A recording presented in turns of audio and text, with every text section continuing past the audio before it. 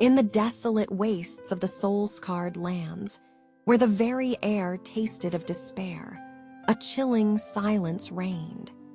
It was not the silence of peace, but of utter, paralyzing fear, a fear that twisted the roots of ancient trees into skeletal claws and turned rivers into frozen veins of dread. Here, every shadow harbored unseen horrors, every whisper a promise of torment. And amidst this suffocating dominion of terror, a single, weary soul, known only as the Wanderer, struggled. Their eyes, once vibrant, were now hollowed wells reflecting the pervasive dread, their spirit shackled by invisible chains. This was the true kingdom of fear, and the Wanderer, like so many others, was its captive. But what if this pervasive fear, this eternal night, was not an inescapable fate? What if the very darkness that bound them held the key to an unimaginable power, waiting to be unleashed? For countless cycles, the Wanderer had existed in this twilight realm, each sunrise bringing not hope, but a fresh wave of existential dread. The fear wasn't a monster they could fight. It was a creeping tendril of doubt that coiled around their heart, whispering insidious lies. "You are weak," it hissed. "You are alone. Your efforts are futile." These were the true enemies, not the phantom creatures lurking in the mist, but the internal echoes of inadequacy that mirrored the external despair. Every attempt to move forward was met with an invisible wall, constructed brick by brick from moments of past failure, rejections, and perceived weaknesses. The Wanderer often found themselves frozen, unable to act, their very will eroded by the relentless mental onslaught. The landscape reflected this inner torment. Ruins of what once were bustling cities, now silent monuments to forgotten ambitions, swallowed by the creeping vine of fear. Yet, even in the deepest abyss, a faint ember can sometimes ignite. For the Wanderer, it began as a fleeting, almost imperceptible whisper, a memory, perhaps, of a forgotten dream, or a fragment of ancient lore passed down through generations before fear consumed all. It spoke not of brute force, but of an inner resilience, a spirit unconquerable even by the darkest shadows. "Fear is but a reflection," the whisper seemed to murmur, "a distorted mirror showing you what you believe you are, not what you truly are." This fragile seed of defiance was not a sudden burst of courage, but a quiet, persistent hum beneath the cacophony of dread.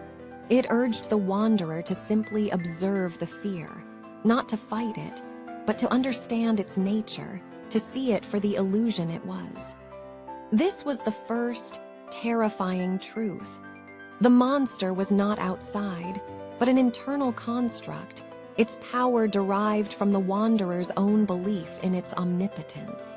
Emboldened by this nascent insight, the Wanderer decided to take the smallest, most terrifying step.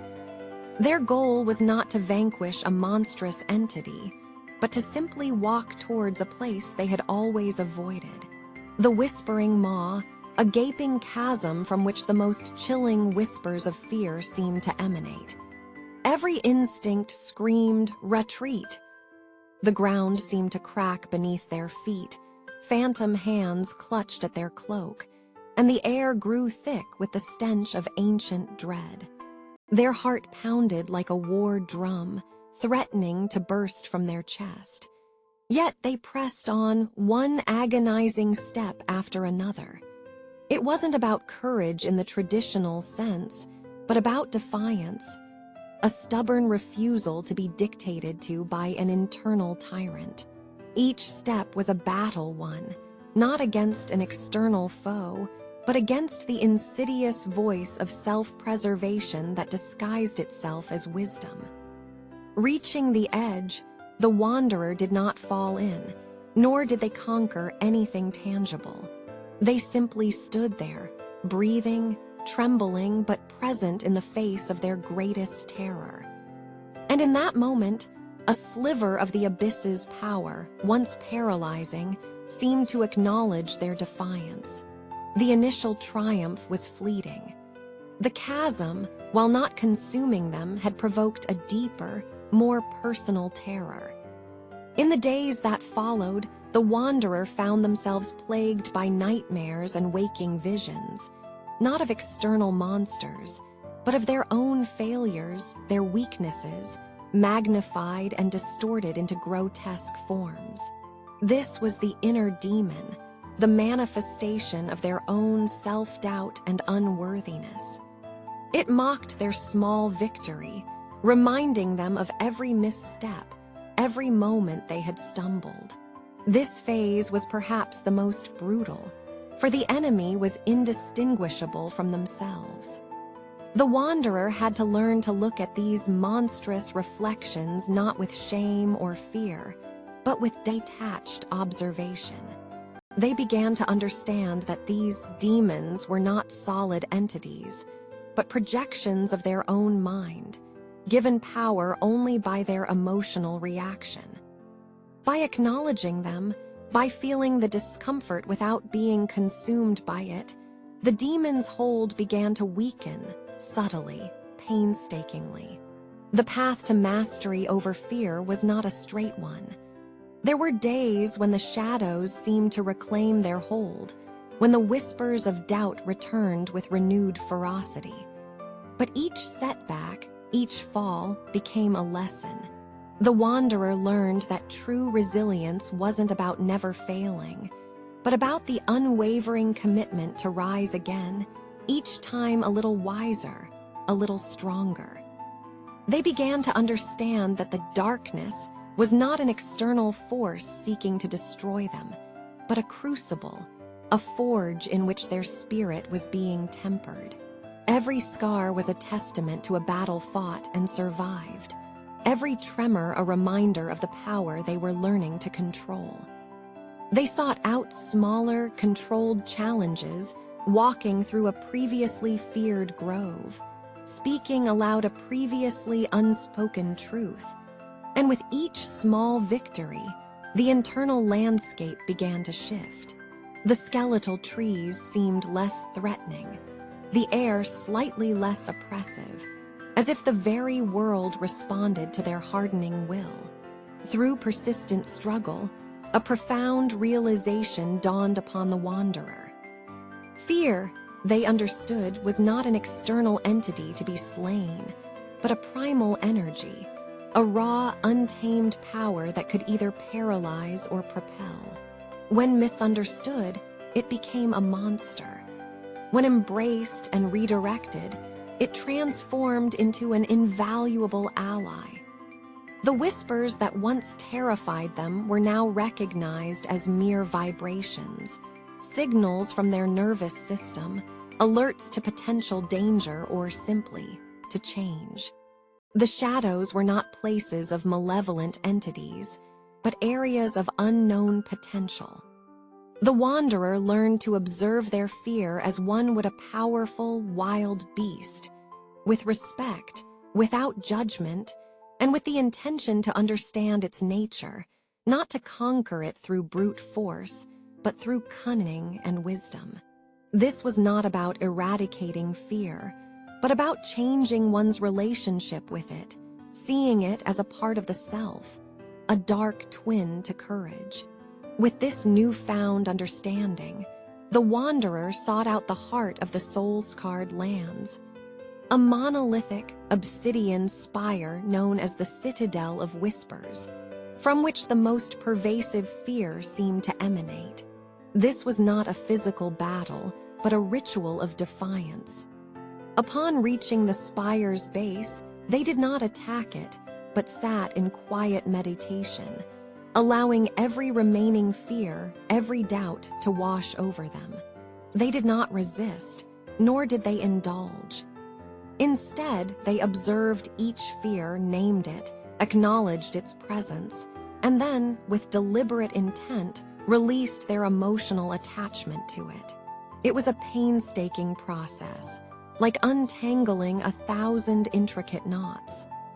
As each fear was acknowledged and then released, a faint, resonant hum began to emanate from the spire itself, not of dread, but of a subdued, powerful energy.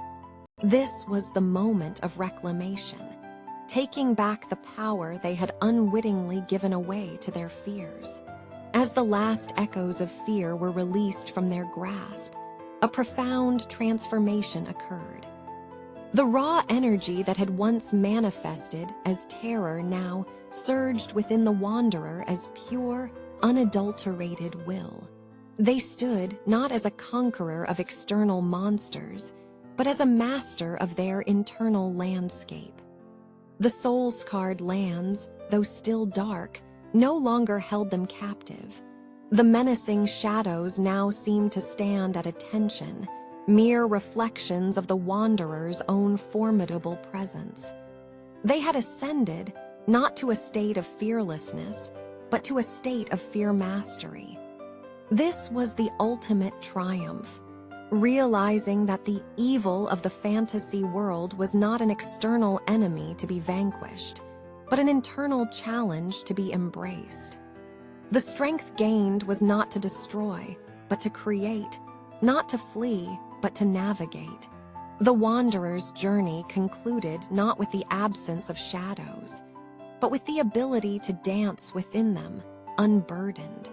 The wanderer's arduous journey through the soul-scarred lands teaches us that fear is not an external monster to be slain, but an internal energy to be understood and transformed. By confronting the whispers of doubt, acknowledging our inner demons, and forging resilience through adversity, we can reclaim the power we unwittingly give away to our fears.